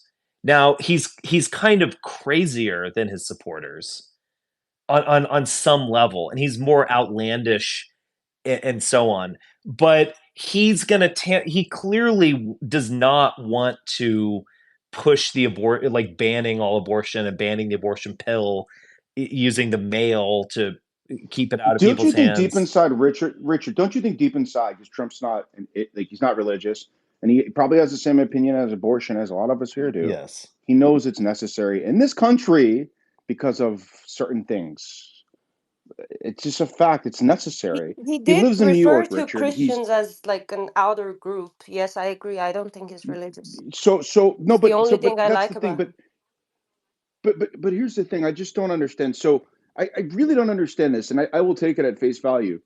Because maybe you evolved on this, but I've never understood why anybody thought that he wasn't a Zionist, like my entire life. If you really thought going into 2016 that was a thing, maybe there's other things. We just blocked it out of our minds, but yes, okay, that's fine. But it is true. It is absolutely true. It was an oversight, charitably an oversight, but it more critically, you should have asked stupid. The Jewish community, Richard. You should have gone to the Chabad. You should have gone to the Chabad down the street, right? Not the liberal ones, and been, Well, I should have gone down into the tunnels and talk to them directly. Sit on the stained mattress and have some tea with them. I think, let's be honest, like the people who are, even to this day, saying that Trump is not a compromised extreme Zionist are the sorts of people who are very good at cognitive dissonance and brown. Yes. So that's why. Now, I think you're right in that there are probably a lot of otherwise liberal metropolitan Jews who like their place in society and think that at this point the Democrats are too compromised by, humanist or humanitarian feelings towards the Arabs, and they're sort of banking on that social group. So it's time to throw your money at more bellicose people for a few years to let them. What's the term the Israelis use? They're like trimming the wheat. Like what do they call it? Something like that. I think we might be entering. I'm just throwing this out here. I think we might be entering a new stage in which the world is actually going to get more conservative. For better and for worse. I think it's going to get dumber in many ways. It's already gotten dumber. But I do think that social liberalism or identity politics is just really played out to a point where it can't go any further than it has. And I wonder if they see Trump as sort of part of this trend. It can't be, Richard, it cannot be played out on the left. They are married. The left is married to, and I hate to use the term, but DEI. They're married to it. And the right's married to they're married to that, and the right is married to abortion. If the right actually listens to my opinion about abortion, which they won't, about that's what's holding them back. The second the right pivots to more of an actual right-wing policies like deportations and like other stuff that actually are right-wing, not abortion, they could win, but they have to divorce themselves with that because they're losing. Like if there's a chance, Richard, if the Democratic Party, right, actually divorces themselves from DEI, if they actually do that, they will win. They will actually become the better party. I mean, because they have. Will the Republican Party distance themselves from like peasant cucking. I mean, like everything that they've done is like so, oh, these poor, marginal, whatever. It's just, they won't. America won't. Both of these people are infected by the same sort of like general outlook where, they're basically in the victim triangle constantly, regardless of their position in life, because that's how, fundamentally Americans see themselves. I honestly believe that. Boxing, you think it's a bit rich to think that the Republicans are going to drop the talking point of the black baby Holocaust? Like, you think that's something they're willing to give up? I don't think so. I mean, it's tough. I mean, that's the thing. Also, Richard, I will say that because, the vision that I do have with, that there has to be more of a institutional control or respect in a way, the left is closer to, getting there, where the right is, they always are skeptical of anything when it comes down to a state direction or power. And I do believe, ultimately speaking, that human beings have to be controlled to an extent or pushed to, like, I find with the idiocracy thing, I don't think human beings are capable of making the best decisions for themselves always. I really don't. And I think that just say you're a eugenist. You can just simplify it and be like, I'm a eugenist. No, but I'm not talking about just No, about I birth. think he's I'm a talking about Bolshevik. generally speak. No, I'm not a Bolshevik. Well, he is No. Jewish. How would it be a Bolshevik based on any of my worldviews? Sherry Ellis, this DDG Richard, oh no, that's a mistake, Richard. Don't let him speak. Oh, do you know this person? He's doing Yes. insane levels of hand waving. Don't. Okay. He has been fucking around with emotes and shit. Basically, he and Crime Pills have found out a way to use emotes to DDoS people's Twitter during spaces. So don't bring him up here. Well, that's not welcome the to the intention club, here, with my company. obviously. We found a way to make the monkey emotes. Well, that's just rude. You don't think that would be funny, Richard? If we could emote monkeys during certain a monkey emoji? Yeah, like. Well, why would you do that? Is that are you? Well, is there was like a debate, some sort of social commentary, or between you and that FBA guy that might have come in useful at that time. I see. But Sherry, just say the N-word like a real man. To be honest, though, would that have enhanced the conversation at all, or detracted it, where people would be offended and leave? I'm not politically correct. I'm being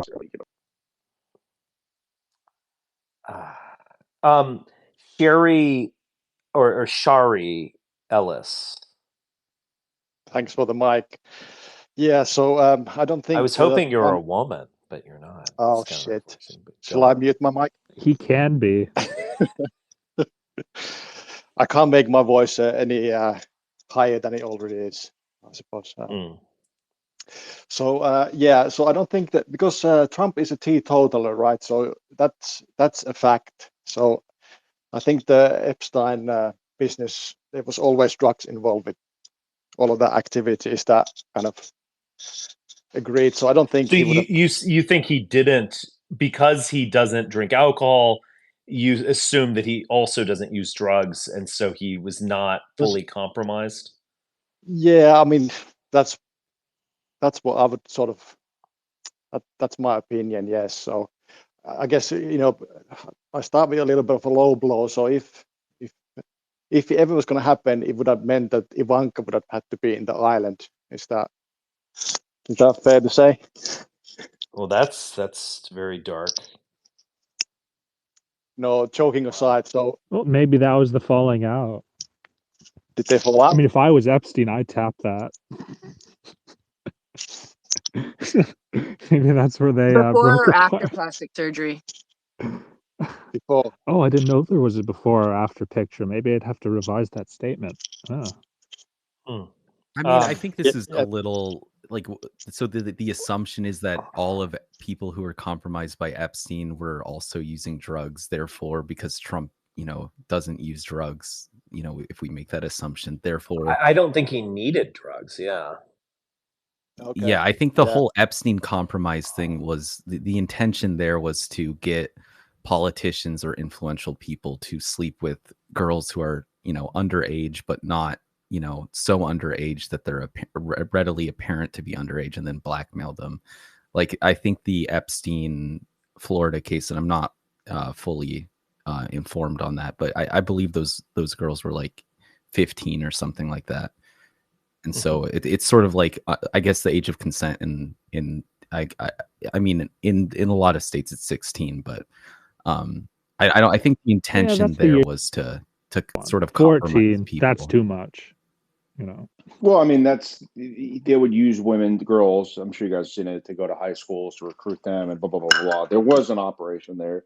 He got blackmail on people. But Trump doesn't need to go to someone's sad little island and fuck his horse. He has his own, right? And honestly, if Trump had fucked a bunch of 15-year-olds, he would have bragged about it by now. Oh, I don't know about that, but yeah, I mean, that's true. I mean, that was the whole the thing about Loomer that Democrats are using. They're like, he had an affair. She was having an affair with Laura Loomer on the airplane. No, she's not his type. Exactly. You guys just have to be, rational and reasonable about that one. It's just be fair. Richard, did you ever answer Boxing's question? I'm sorry if I cut at anyone. About what? About a tweet you had, and he just asked this very unrelated question. I don't even understand, Boxing. What do you mean? I pinned it up there. Oh, about Soros. Yeah, I've always been a Soros defender or Soros respecter. And, he was in opposition to the Iraq war. He is highly critical of Israel. He's sort of a fascinating financier in the sense of he was a high roller. I mean, he fully just bet it all on the British pound and won. And there's something admirable about someone just risking everything, and creating this political instability by making a bet on the pound. I mean, he's kind of a fascinating person. I don't necessarily support his these Soros funded DAs of funding their campaigns. I understand that he can be criticized. He's obviously a man of the left, but it does seem like the conservatives demonize him for the wrong reasons. Like, they were demonizing him in 2003 when he was a lot younger, and he was opposing the Iraq war, and they were calling him, "Oh, this guy worked for the Nazis, rounding up Jews. We know why he doesn't like the Iraq war." I mean, they demonized him for all the good things he did. Richard, yeah,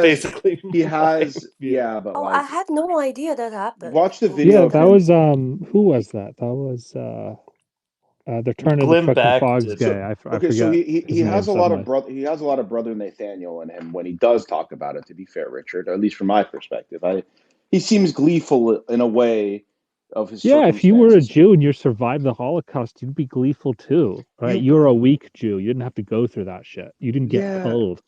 But that's not. I mean, Boxing. Do you agree with his sentiment that in his book where he said that he defended his confiscation of Jewish property with the axiom that if he didn't do it, somebody else would?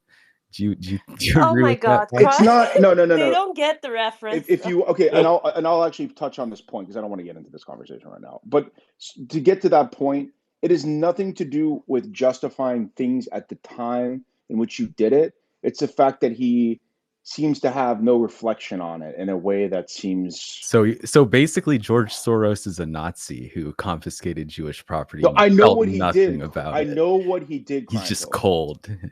Whatever. We don't need to get into him. It's fine. But Richard, but am I supposed to not like this guy? I was just asking whether or not you answered Boxing's question, because that has nothing to do with Richard tweeted. Yeah, no, yes, it does. Lucen, it does. Can you explain? Okay, so I go, is your ultimate take that Soros isn't really true Jewish power because ultimately his positions on domestic and U.S. DAs, et cetera, are honestly anti-law and order? Some may say it's encouraging civil unrest. That's my question. Well, I think there's a lot of assumptions in there. I mean, is George Soros this evil madman attempting to disrupt the American way of life by promoting civil disorder or something? I mean, I'm not sure I buy that. I think it's just simpler to say he's a liberal who we have a criminal justice system that is, in many people's minds, overbearing and throws people in prison for too long. They get out of prison and they're worse and all that kind of stuff. I mean, I imagine that's a simpler explanation. He's obviously a powerful Jew, but I think he's just an unusual one, and he shouldn't be lumped in with some other Jews and who are powerful and are into politics. And I don't know. I've just never had the animosity towards George Soros that other people, the Yeah, conservatives, have. he very much comes off as like an old Renaissance financier, like the Borgias, where Lucen, they are be, financing because be, they really do want some sort of before you put your political hearts up, capital Lucen, to change. I will make you watch that video and then go to the Zio Spaces and see how you feel about it. Go ahead, Lucen. Which video? The one he talks about the Holocaust and the things. Go ahead. See, it's Well, I'm giddy when I talk about that too. I know you So guys you're are. gonna It's hang me? fine. I Jeez. know. Listen, no, Is he being It has nothing to do. I like the guy because he's smart and he's just like doing whatever he wants. Lucen He's likes smart actually older men. powerful. That's just how she is. I mean, a lot of George Soros's positions, I think, like And align he's with a lot of our pro-West. positions. Like he's for speaking a sort of universal pan-European language. He's like for conserving the environment. He's against these sort of like nasty conservative. I mean, I would agree with Richard when it comes to his like liberal criminal justice approach is more of a sort of Norwegian European criminal justice approach that works there well. I mean, I'm not sure if he's too well versed on the implications of using that here, but I mean, I don't see really a lot of George Soros's positions aligning with that of other Jews, and so I think that he sort of is his own man in a way, and I wouldn't, necessarily think that he has a insidious motive behind him in the way that other people boxing may have. The people who think George Soros is this particularly evil creature take money from Jewish oil barons. It's laughable. I mean, they're also the same. There's sort of the same segment of people that think that Bill Gates is evil because he's giving contraception to the contraceptives. Yeah, I listen. Crime pills. Yeah. I will say that I don't spend time obsessing. We don't need to get into the minutia. And listen, I just have a difference of opinion about how, and you, Richard, could at least understand from this perspective. The way that he talked about of the time, it just didn't seem reflective about the Holocaust. That's it. That's fun. It's that's it. I mean, it's years later, someone else used the same exact line. By the way, if I don't steal it, someone else would. No, but it's not. It's not about. It's just something's weird about his physiognomy and the way that he reflected on it. I get it, trauma. It was weird for me, from my perspective. He's an old ass Eastern Bloc person. They all look weird. He had Brother Nathaniel House K-Word vibes, sort of. Okay, that's the truth. No, he doesn't. Are you saying I have a chance? No, he doesn't. No, it's not. If Richard, can you? We need those back. We need to go back to the era where you had a couple of Jews going to Princeton, and they all understood their place. You guys are out of hand. You then would be where atop of the Jews. I get it. Okay, Tamer, whatever your name is, Tamer. Yeah, like I want a couple of well-to-do Jewish friends who are funny. Boxing. We need you to understand that we are the chosen people, not you. Crime pills is the. You've been grafted onto our tree. All right. Listen, it's the other way around. Here's the thing. Right. Here's the thing. I encourage people like you guys. Listen, I don't. They don't diametrically oppose each other for white people doing better in this country. If you hyper focus on the Jews, you will go nowhere. Look what it's done for you guys. So that's all I'm saying. And I'm not saying Richard, but I'm saying is focus on the Jays. Keep focusing on the Jays. That seems like a bit of a threat. I mean, I'm just. It's not a threat. It's just a policy. Are you going to challenge us to fights once you finish your boxing training? No. I'm just saying. Are you going to have a ring where you fight all the anti-Semites from your Twitter spaces? You fall into the category of kind of sounding like the people that are going through an abortion. Boxing, I am the one defending George Soros here. Okay, let's keep that in mind. I know you're defending him for. It's okay. I'm I'm not defending him for rounding up Jews when he was a teenager. That's why I like him. That's the only thing, Richard. That was the That's only. not what I'm saying. It is weird. Okay, it's sort of weird and whatever, but have you seen the video? I don't know. Video? I've seen the video. Yeah. I haven't seen it in a while, but like, you're remembering a teenage experience. I mean, what did you want him to do? You know, I mean, you expect however old he was, like a 17-year-old to, you know, grasp the nuances of all this. I mean, he was remembering where he was at the time, and like what is he supposed to turn the color like black and white? Or playing sad violin music over every time he talks about his childhood? Let me be fair though. No. Let me be fair though. I will try to actually find that whole film or whatever documentary interview and watch it in context. Because out of context, it is fucking. It's almost like he's like, oh, it's like it was the best time of my life, and it was really weird. So you're acting like he personally sniffed out Anne Frank. It's not what I'm saying. It's just you should have some reflective. I don't know, whatever. Can I ask a meaningful question? I mean, also the context of that statement, boxing. The context of that was, you know, they were interrogating him about his actions involving the crashing of the British pound. You know, claiming that it caused a lot of unemployment and a lot of suffering in Great Britain, and he like justified it by saying, you know, I found this bet that I could make that, you know, if just given a matter of time somebody else would, and so why would I not be the one who profits off of it? It's a sort of, and that's, he kind of linked that up with his, you know, but it has a very nefarious underlining meaning, and I don't know.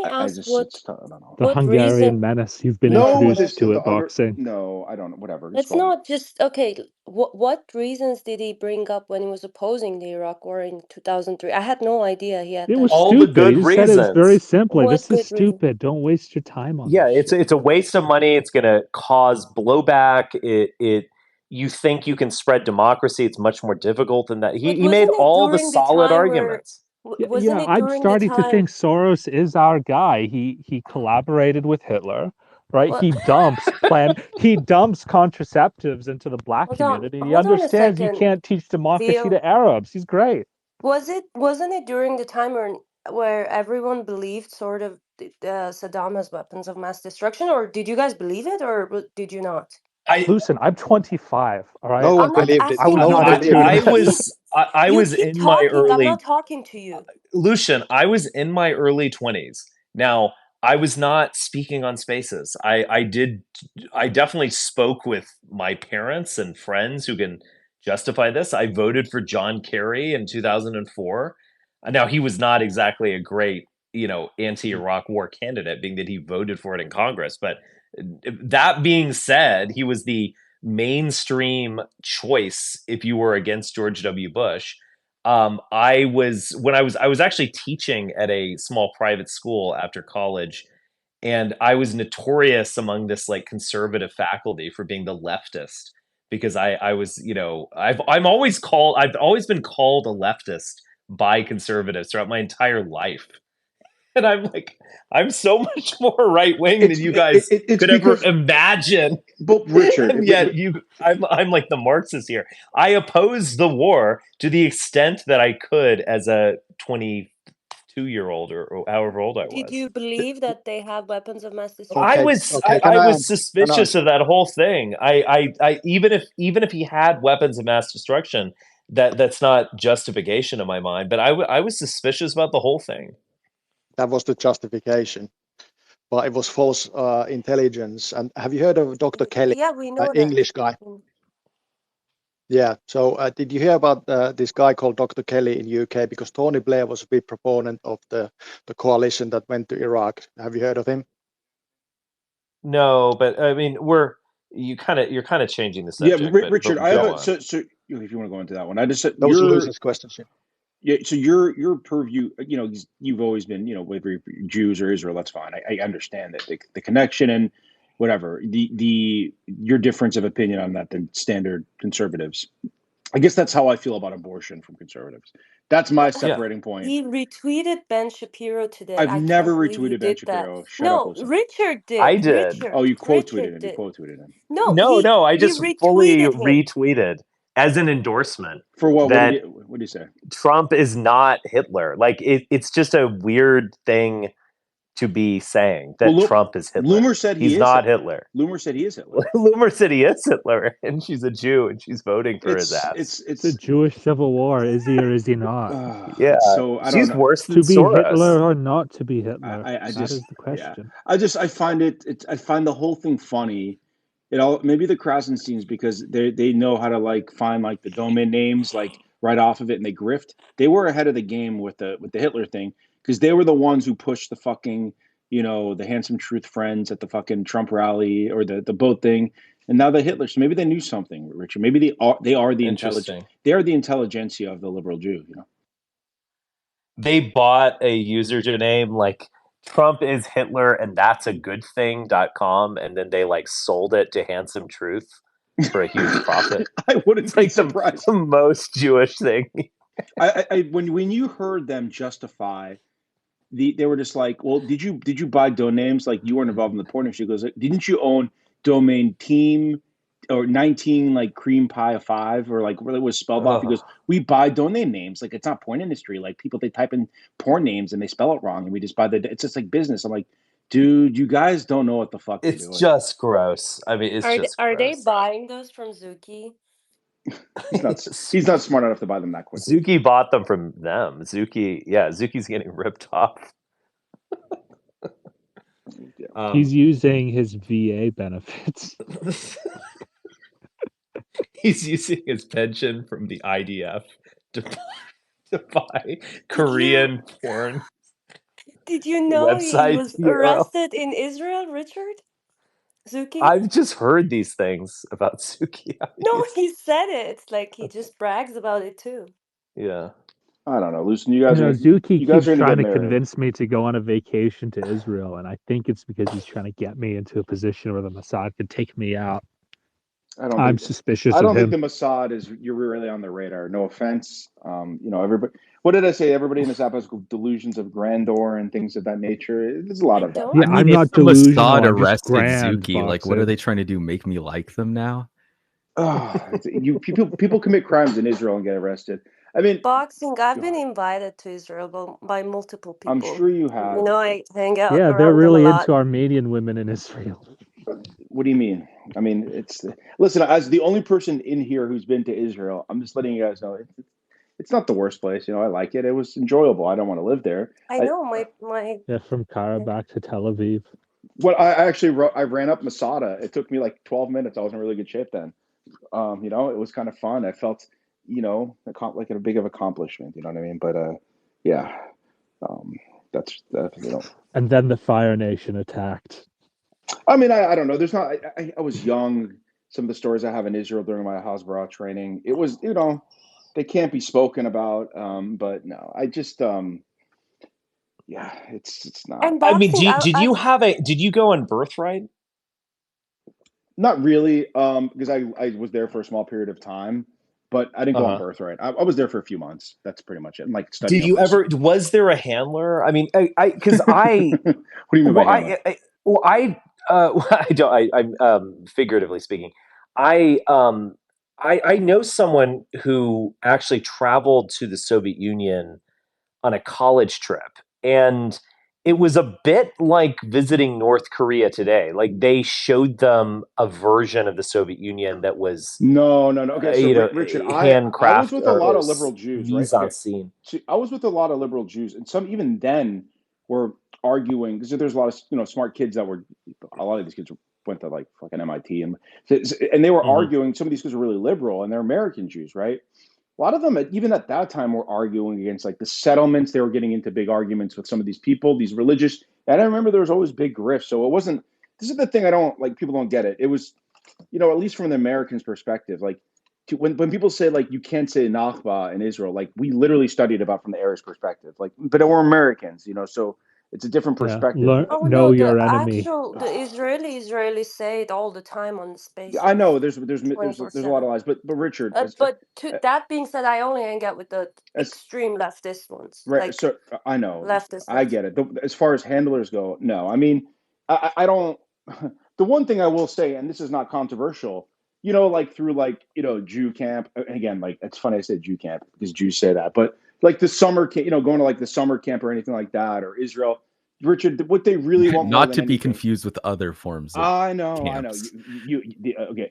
Which Jew camp are we talking about? Did yours have a swimming pool too? No, okay. No. So the one thing that is a underlining thing, they just want you to have like kids with Jewish women. Like that's what it is. They want that more than anything is like my whole life, that's been the propaganda from a young age. Now it's different as an adult, obviously, but as a kid and these things, they were like, oh, you should marry a Jewish girl. Like they would subliminally do that. That's like the number one thing of propaganda. Other than that, like, I don't know how much little shit I picked up on. Would they consider Lucian Jewish or absolutely not? Close enough or no? No, okay. I'm not. But stop, Richard. So that was it. But there's no handlers. They showed, Boxing, the same propaganda exists within this retarded Armenian community. Like I'm aware, but you guys don't have as much history and art and influence and scientific achievements and they do have nice carpets. You guys have really nice eyebrows, though. You guys work really hard to even them out and things of that nature. And I'm kidding on that, Lucian. But Richard, there's no handlers. I don't know. Again, there is this. So by the way, Soros is giving a lot of money to make the retarded ones that live there was in two Armenia kids and are extremely Russianized. Did they make you sacrifice a baby, like a Gentile baby, or no? There was two kids on the whole program. Only two kids. No. There's two kids on the whole program. I think that actually made Aliyah and moved to Israel, and one of them definitely had family there anyway. These were like Americans, like so. I don't know. Maybe it was a little different than some of these other programs, but I mean, I don't think anybody in Tel Aviv are Bloody Marys served with Christian blood instead of tomato No, I mean, juice? there's it's a lie to think that Christians are treated shitty in Israel. I mean, I'm just saying nobody thinks that or care. Yes, they do. Why would you treat your bioweapon shittily? I get it. Yeah, we know if you go to Tel Aviv, the only time you're getting spat on is if you ask for it at a nightclub. I mean, crazy over there. Yeah, I mean, they didn't, For an intelligent person that you are, why are you still Why do you still follow an Abrahamic religion? That's bizarre. What? Why are you doing that? I don't have to justify. Yeah, you have to pick like which Greek god you think is the coolest and start burning incense and shit like I do. That's the way of modern man. That sounds very evolved. Okay, so I'll think about that. Okay? Aren't you Romanian? Yes. Isn't that counterproductive? Anyways, I got to go to sleep. Yeah. You guys have a good one. Any more questions? Yeah, let's have someone who offers an insight. Otherwise, I wasn't planning to do this till 10. But does anyone have any? Lisa, do you have like a final thought? Well, I wanted to ask everybody how they felt about having a female president and how amazing. I think it's so amazing. Like, I don't know why. I mean, it's like when Obama got elected. It's really significant, and I think I'm afraid we're not going to have a female president. No, we I will vote. I'll bet you. Okay, I will make a friendly bet of you buy me dinner when we already bet before. You sly dog, getting in there. Me. Well, she's a former model. I mean, I mean, I think it's more enlightening to think about the fact that nobody's really thinking about, oh, we're going to have a female president. Like, that's not really much of a concern, I think, to most people, or at least not as much as it was in 2016. And I think that we've sort of moved past this, identity politics kind of zeitgeist and moved towards something a little bit more intelligent. I think it will be cool to have like the chiefs of staff line up and they ask Madam President if it's okay to to smoke some degenerate fucking Arabs with a drone. I think that'll be cool. I mean, it's why the Arabs are moving towards Trump is because of her being female. Let's just be clear. I mean, they're not. It's not like really a pragmatic move. They just don't really like females as heads of states. It's nice to know that our president can slay Sauron if she has to. Allison, you get the last word. Oh, I was going to say, I look forward to a female president, just not Kamala Harris, and just perfectly for me, not a Democrat. So that's it. Fair enough. So, like Megyn Kelly? For me personally, more like Nikki Haley, but that's probably a controversial statement. But well, Allison, you're going to be waiting a very long time. I mean, it's half Indian versus half Indian. It's just a less attractive version of Kamala. Is it going to become the Indian presidential election by like 2028? Like, what the hell? I do fear this. I mean, the Ramaswamy trying to inherit the mantle of MAGA is... Have our online efforts of anti-Indian hate not been successful enough to prevent this? Honestly, I think the one successful racism quest we have engaged in has been against the Indians. Like, they have been cooked on the internet. It's terrible for them. It gets a lot of engagement. I don't know why. People they really don't love that they don't shit. have the story to tell that African Americans do of, you know, like slavery and Jim Crow and Rosa Parks and all that. They don't have that story, and so they don't have the built-in legitimacy and emotional content that African Americans do. So I just don't think it's going to work. I could see anti-Indian racism being fashionable among liberals and things like that. I mean, when there aren't any blacks there, the really new loudest so there is non-white there is Indian. that, you know, they're a little cooler than that. You know, they make cool rap music, whereas, you know, Indians, they kind of play in cow feces. Make horrible rap music. Indians have no aesthetic, like, sort of attachment to, I mean, Asians have the K-pop thing. Blacks have that. Arabs don't know what they do, but apparently I don't know. They sort of Arabs exist have in that a sort of slick, very gaudy white marble aesthetic thing. They're kind of like Italians. When they get money, they get white. No, yeah, Arabs. Oh, the Persians Dubai and Arabs. aesthetic is horrible. Yeah, I've been there. Yeah, like, I lived there for 2 years. It is the most disgusting Italian thing. Americans love that shit, though. No, They're Italian in sync with the Americans Sicilian menace. at the very least, I mean, you can say that marble itself is like part of the, you know, like you can make an argument that it's part of their.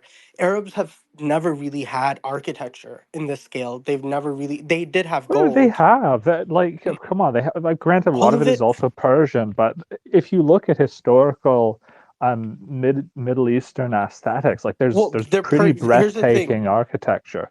They're Persian. They know how to build things. It's like Baghdadi. Okay, Iraqi, you can make the argument, but the Saudis have never really had that. As a resident Tamerlane poster, I could tell you the Middle East guys, they have quite good taste. I mean, again, mostly the Turks and Persians, but the Arabs learned a lot of it. I mean, it smells like rose everywhere. Oh, like Persians. Oh, turquoise. Okay, next thing, turquoise. Oh, how quaint. This is basically being in writing. This is like the thing where it's like, this thing is dumb, but then Asians do it. It's nice. It's like, oh, Monet had a flower period. That's great. The Turks had an imperial flower period.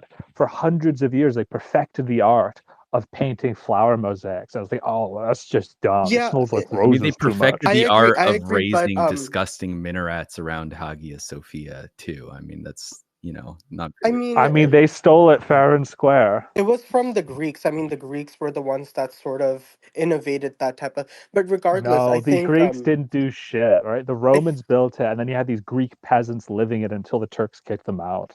Well, the Macedonians, let's be real. After the Greeks, after a time, just became the Macedonians. But regardless, Indians have no sort of aesthetic strata to, you know, get from. Like Arabs have that sort of Kim Kardashian, what I call like the Persian sort of style to go off of. Like, there's no sort of like strata other than Mindy Kaling and the nerdy girl that like Indians can riff off of, and Yeah, aesthetics everything matter. good in India is just built by the Mughals or the Brits. Well, That's it. I wouldn't What say the that. fuck have they Ellora is done there? They've beautiful. been there forever. They haven't done shit. Ellora is beautiful, and so is Ajanta, but they're not actually. There's no such thing as like monumental stuff. There are like I'm sorry, are you stupas. forgetting Taj Mahal? Taj Mahal was built by the Yeah, that's a Mughals. It was Mughal. built by Shah Jahan. But I mean, like, the India is like such a Okay, weird guys, place. come on.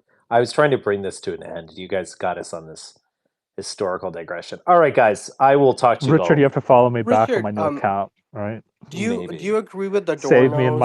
my time of trouble. I'm back to being 40 followers. What? Richard, do you agree with the Dornos concept of fascism being like between brothers? I don't exactly remember the passage. Fuck, oh my god, everybody takes up so much of the space. I'll go look that up. I don't remember that exact idea, but I had the passage out and I was gonna ask, but whatever. what is it from? It's from the one where he made that diatribe against the stars. All of the DePaul kids were talking about it. I mean, a dialectic of enlightenment. Where did he say this? No. It was, oh my fucking god. Let me look it up again because it's like so long Just ago. post it on your timeline, and I'll see it. Okay, I will talk to everyone later. Ciao. Ciao, ciao.